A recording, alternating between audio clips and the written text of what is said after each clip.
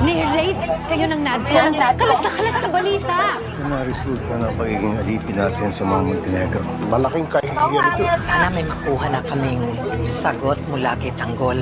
Malapit na kasi ang deadline ng filing of candidacy. Sana pagbalik ko bukas, pwede ko nang i-present ang line-up. Kahit wala kang karanasan sa politika, kailangan mo lang paligiran ng sarili mo ng mga tamang tao na susunod at naniniwala sa mga hangarin mo. Ang mahalaga yung leader na sa tama yung puso, may hangad na tumulong sa bayan para sa kapwa. Marami ng politiko nagdaan, pero di minsan hindi nagbago ang buhay ng mga Pilipino. Sa lugar natin sa Quiapo, marami mga politiko na lagi nangangako, pero hindi naman nila tinutupad ang lahat ng mga pangako nila. Kaya napag-isip ko, kung gusto ko talaga maging maayos ang bayan natin, kinakailangan kumilos ako. Nakapag-desisyon na ako. Natatakbo ko bilang Vice Mayor ni Olivia Guerrero.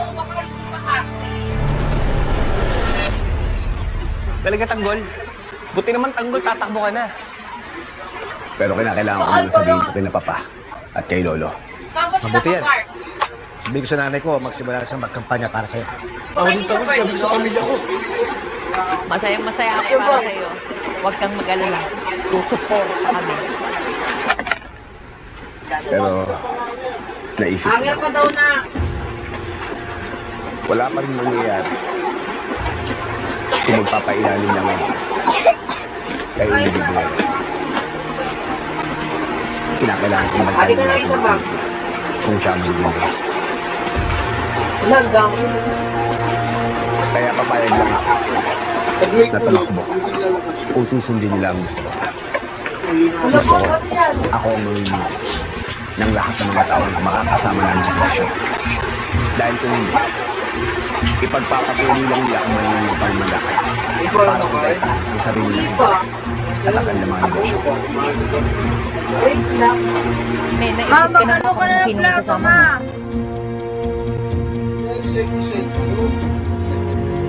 May mga kilala akong tao na nararapat at alam kong talagang totoong magsiservisyo sa bayan.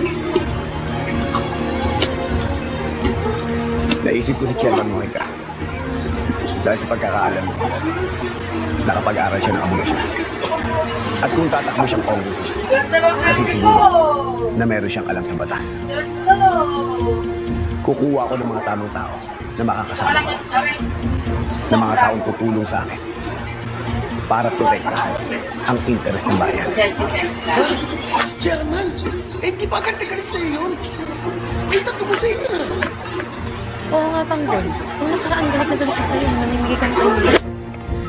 Yun ang dahilan kung bakit ko siya kukunin. Dahil bata pa lang tayo, talagang mainit na ang dugo sa atin doon.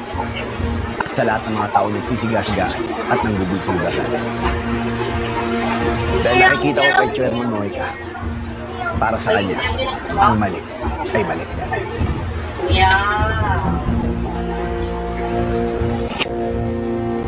Ilibang ko sa Tanggol, may naiisip ka na bang lineup ng mga konsehal mo? Sa distrito pa lang ng Quiapo, 6 ang kailangan maupo. May naisip na ako, Divina. At kilalang kilala ko sila. Mga eksperto sila.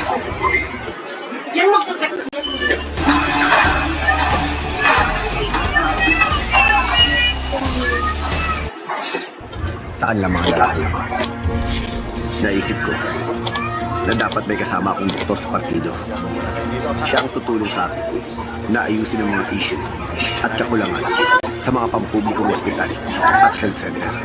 Check up lang tayo dito. Wala tayong pare dyan. Tok na ko, itong gawin mo. Pauwi mo na sila. Dok, paano na po tayo nga? Ano pong gagawin natin? Papasukin niyo muna sa consultation area. Natawagan ko si Dr. Milasis para sa medical supplies. Gagawin natin ang paraan. Diyan sila pagbabayaan. Magkukuha din ako ng engineer na hindi korupsyon at ginagawa ng tama ang kanyang trabaho. Sisiguraduhin niya na matitigil na ang mga korupsyon at kickback sa mga proyekto ng City Hall. Itong mga gamit na ito in accordance sa DTI requirement at saka yung buhos natin, susunod ang PSI, pakiayos yung maigi at siguraduhin nyo na magtutugon tayo sa lahat ng requirement ng building code. Naintindihan nyo? Dapat ang mga bata nag-aaral, hindi kakalat-kalat sa kalsada. Kaya kailangan may kasama ng teacher natutulong ayusin ang edukasyon dito sa Maynila. Maraming salamat po dahil sa inyo natutong magbasa ang anak ko. Kaligayahan ko na po ang mapagsilbihan at maturuan ang kabataan. Ano na naman? Dapat may negosyante din sa partido na nakakaintindi at nakakaunawa sa mga pangangailangan ng mga maliliit na mga negosyante. Natutulong sa paggawa ng batas para mas maraming mamuhulog dito sa Maynila. Kapag dumami ang negosyante, dadami rin ang trabaho. Gusto ko, lahat ng mga taga-Maynila may trabaho. Bawal ang tamad dito. Kaya kailangan ko ng labor leader na sinisiguro na bawat isa ay may trabaho at nakakakuha ng tamang benepisyo. Patas tayo lahat dito. Walang manlalamang.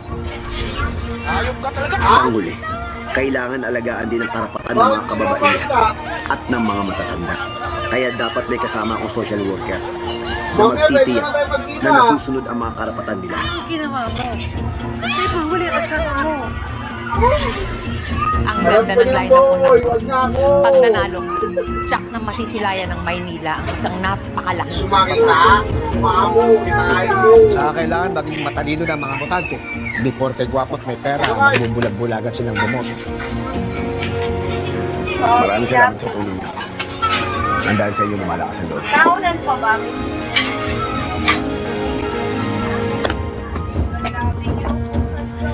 Decidido na ako.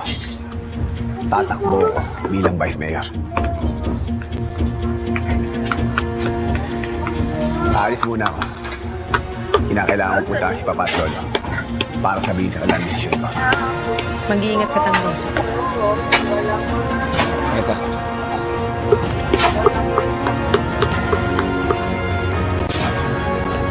Sir. Benoy Galon.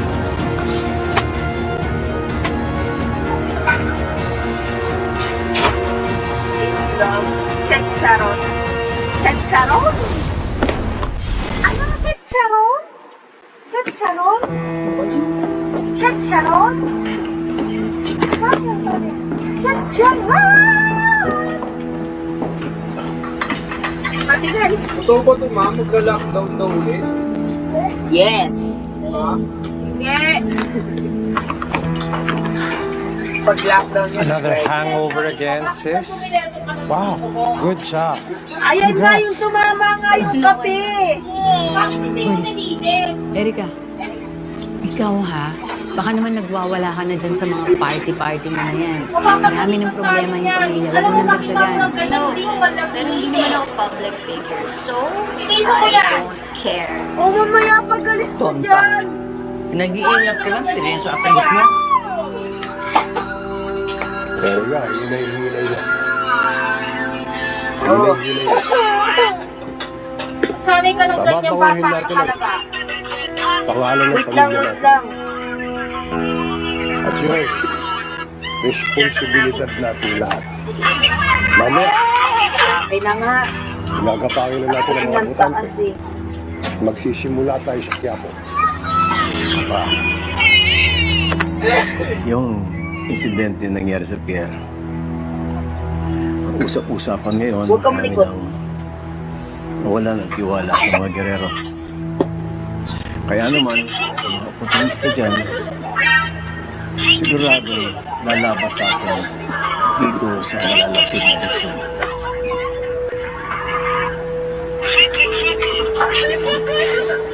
Kaya ng dati. Bayaran natin yung mga...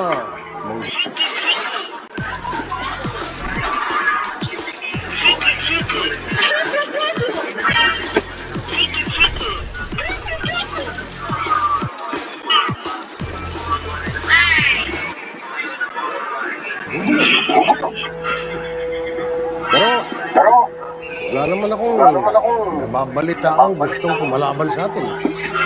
Sir na, Lolo. Paano kung biglang may sumulpot?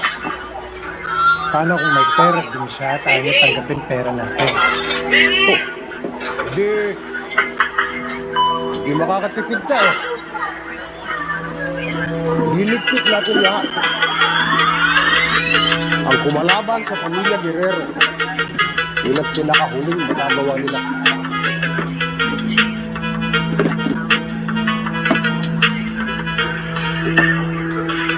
Roberto, sige dito. Mamaya, pag-ikot ninyo, kausapin ninyo yung mga community leaders natin, ha? Yakin ninyo na kayong inubuto ng mga tao. Hindi na. Kasama ko sa chat. Mama, dito ka na lang sa bahay. Nahihirapan ka doon. Mainit. I-update na lang kita. Excuse me. Malakas pa rin yata ang hatol ng isang Pilar Guerrero sa mga masa. Saka isa pa, natawag ako ng media para i-cover ang pag-iikot natin. Oh. Media? Luma? Ano ba yun? Internet na ang labanan ngayon. Social media, ganon. Nakuso. Lumahimik ka, wala ka lang pagkampanya, no? Noon, wala akong alam sa pagkampanya. Pero iba na ngayon. Siya, ate media. Alam ko kung paano malalaman ang pulso ng masa, ng mga tao. At sa internet yun kung saan lahat nakatao. Pilar, tama si Jackie. Kailangan sumasabay tayo sa panahon. On point. Oh, nag-iimbita ako ng mga vloggers, ha? Yan.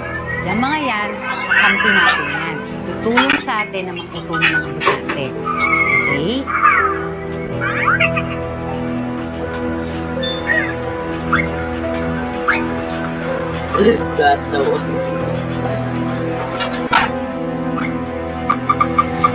Mga bata. Magandang araw, Don Julio. Kanina pa namin kayo hintay. Hindi. He's busy. Very busy. Ang dami nang inaasikaso sa kampanya. Alam mo, he's so excited about it.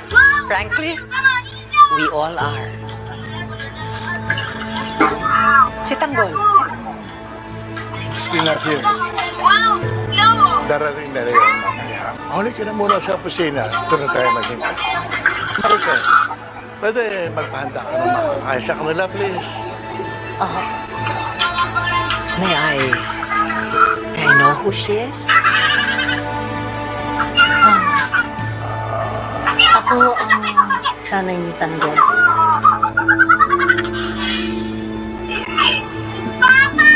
Delighted to meet you. Ipinararangan kong makilala ang nanay ng magiging running mate.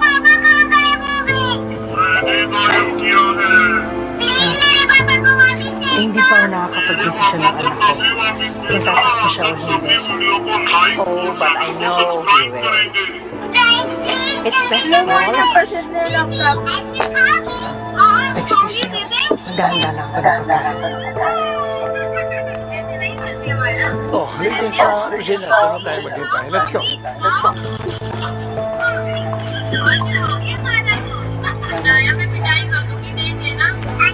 Lorenzo,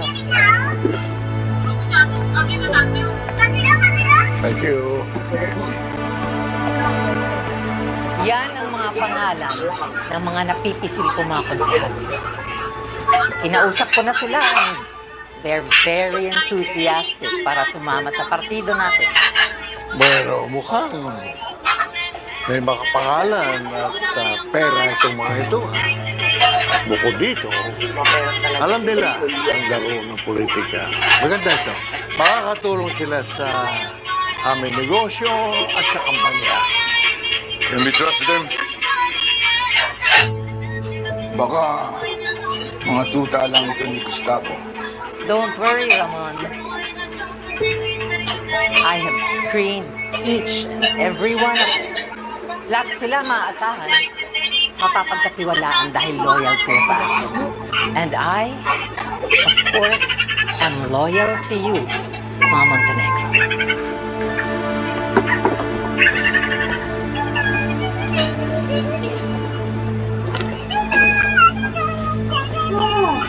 Don Julio, kailangan na nating kausapin ang mga community leaders natin. And of course, let me stress, We need logistics.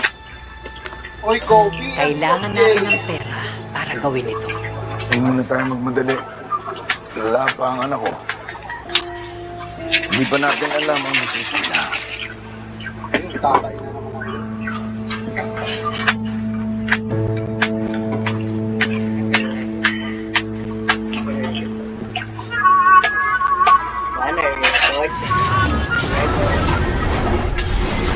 Coco Martin. Coco Martin.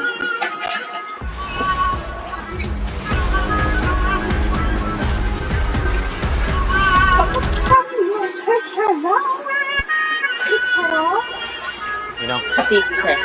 nandito na si Tanggol. Teacher. Ay, ko, teacher. Papa, Teacher. mabuti at dumating ka na. Pinag-uusapan na namin ang mga makakasama mo sa partido.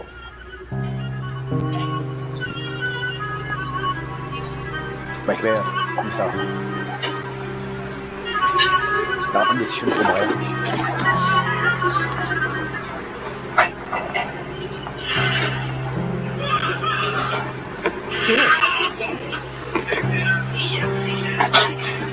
Ito na ang magiging lineup natin. Hasang-hasa na ang mga yan.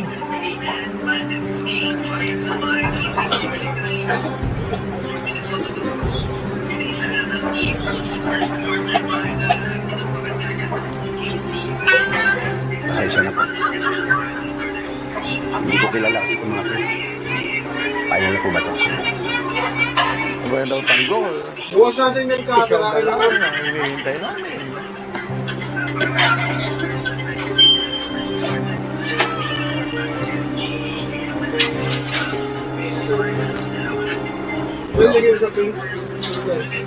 Gusto ko sana tumakbo eh. Bilang Vice Mayor ni Olivia.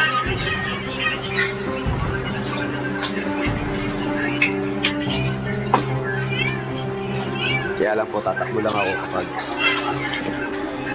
kilala ko ang lahat ng mga kasama sa partido.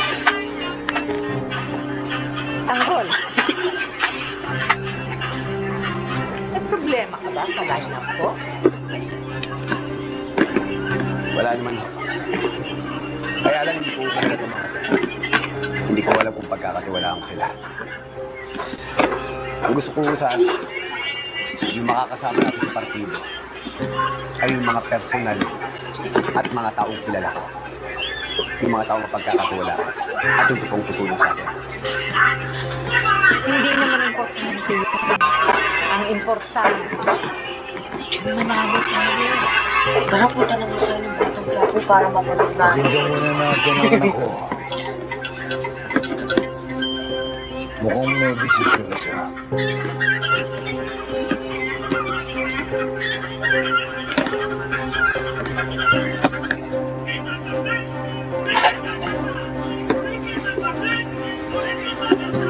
Gusto ko sana kung tatakbo talaga ako. Kilala ko ang lahat ng mga makakasama ko. Yung mga profesional. Yung may alam sa tungkulin na papasukin nila. Yung mga taong magsisilbi sa bayan. Hindi kung sino-sino lang.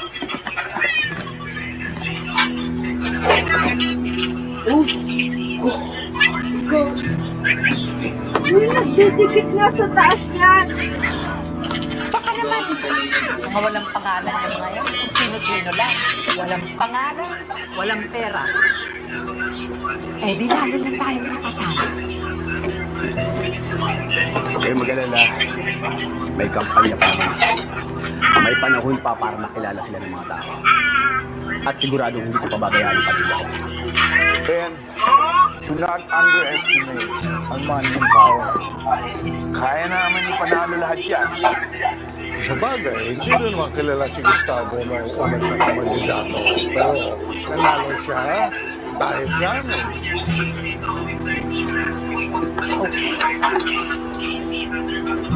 Okay. Tama si Tanggol.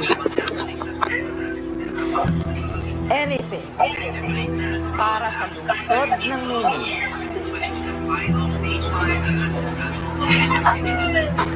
Basta Don Julio, ang anak ko, anak kong congressman.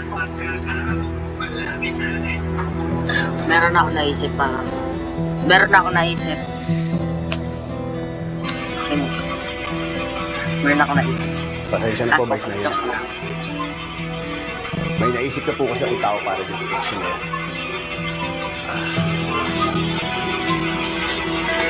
Teka, sandali lang. It's 9:15. How am I already on the water?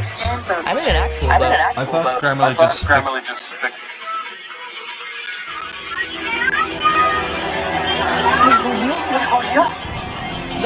Dok, pumayag na ako na palitan ang line-up ko sa mga konsehal. Huwag naman yung pati anak ko. Si Inigo ang tatakbo bilang congressman. Kailangan ituloy niya ang nasimulan niya na. Tanggol, baka naman pwede mo consider si Nico. Lo, papayag lang ako tumakbong Vice Mayor kung kilala ko ang lahat ng mga taong makakasama sa partido. At ang iupo kong congressman ay si Chairman Morta. Ano? Yun ang patatakbuhin mo, congressman? Bakit Julia, kung anong gusto ng anak ko yung Kaya na tayo. Total, kaya naman sumusugal kami sa patakbo mo. Dahil kasama mo anak ko. Kain na.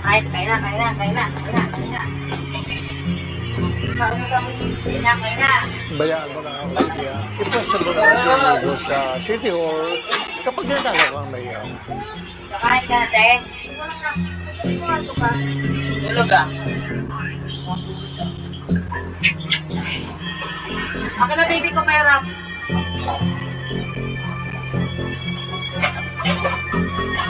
Okay. Ayaw ko namang magkagulo ang partido natin sa okay.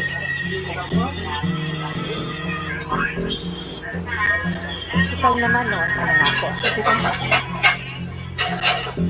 Lahat ng sasabihin mo, lahat ng ipapagawa niyo sa akin, susundin ko.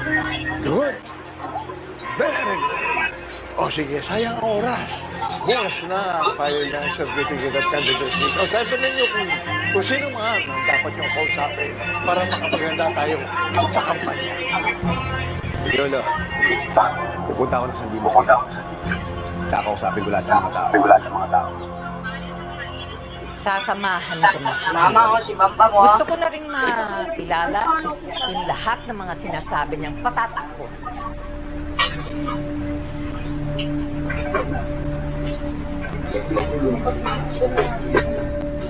Sa labas na lang ako maghintay.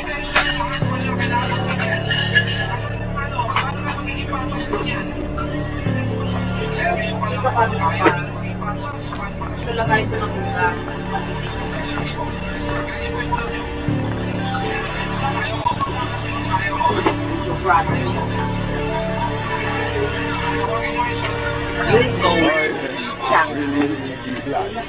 Sa mga desisyon mo, Tanggol.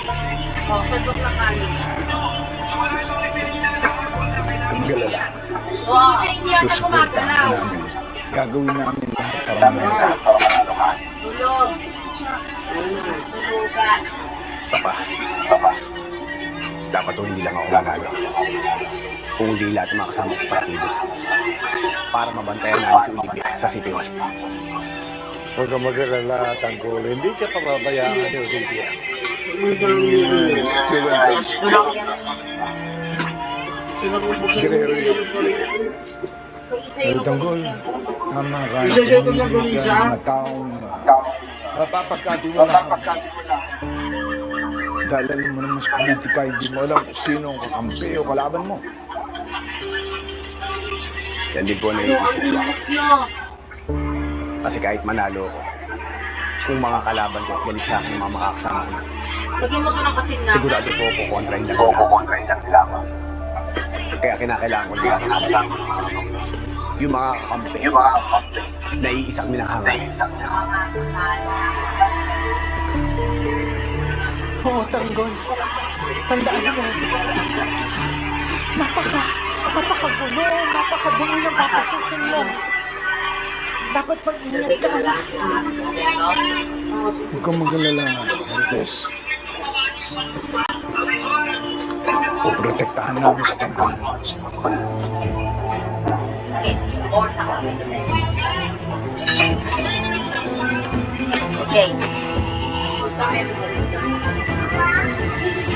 Balita namin, nililigawan na yun. That's a private matter. Pero ako, supportive ako sa paniligaw ng Fatima talaga. Ma, ganun pala talaga kadali. Makabili ng tao ang mga politiko. Nagdidiskarte ka ng baluktot para may makain tayo. May narinig ka daw ito ng gulisa? Ang kaibahan ngayon. Wala tayo pinukulangan. Ano ba sinasabi ng puso mo? Ilang beses lang tayo ginamit yan. Ngayon, pagpapapasok kami siya ng isang babaeng kasal, pinuli tayo. Eh, dyan naman sa rin ang pamilyang to, di ba? Seryoso si Tanggol sa mga tao, sinasabi niya kanina. I know. Huwag mo lang galawin. To keep them Kailangan marami. Naiisa kami ng hangarin. Ano? Atakbo kang vice mayor? Alam ko kung paano mabuhay ang mga tao dito. At yung mga taong dapat na umuupo dito, yung alam ang buhay natin. At alam ko na kayo makakatulong sa akin bilang congressman. Barangay chairman lang ako. Matakbo mo ang congressman? See? Talagang ayaw tumakbo ni Chairman. Dali! 我们这边又被封了5天啊，在家里面干点儿。今天跟大家聊聊这个法国啊，最近这个最大的这个无非是王小飞的他们这个家族的事儿啊。今天这个关王小飞的这个霸气的这个官宣了啊，官宣了他跟这个张怡这个恋情。就是爱就爱了，后果一切由我承担，是不是？然后这一种种一件件的这个事儿看下来，我怎么觉得这个王小飞这个孩子好像有点这种，得了便宜还卖乖，然后有一种当婊子还要立牌坊的这样的一种感觉啊。不知道大家怎么样看待这个首先我们来讲啊，就是他付给台湾的这样的一些费用啊，这些各种抚养费啊，乱七八糟这种费用，应该大部分都是他妈来给他支付的，他妈说的钱给他支付的，他所有闯下的这种祸应该是都给他妈，都是他妈来给他擦的屁股。但是呢，人家是在这个网上来叫嚣啊，说这点钱算啥？这是个数。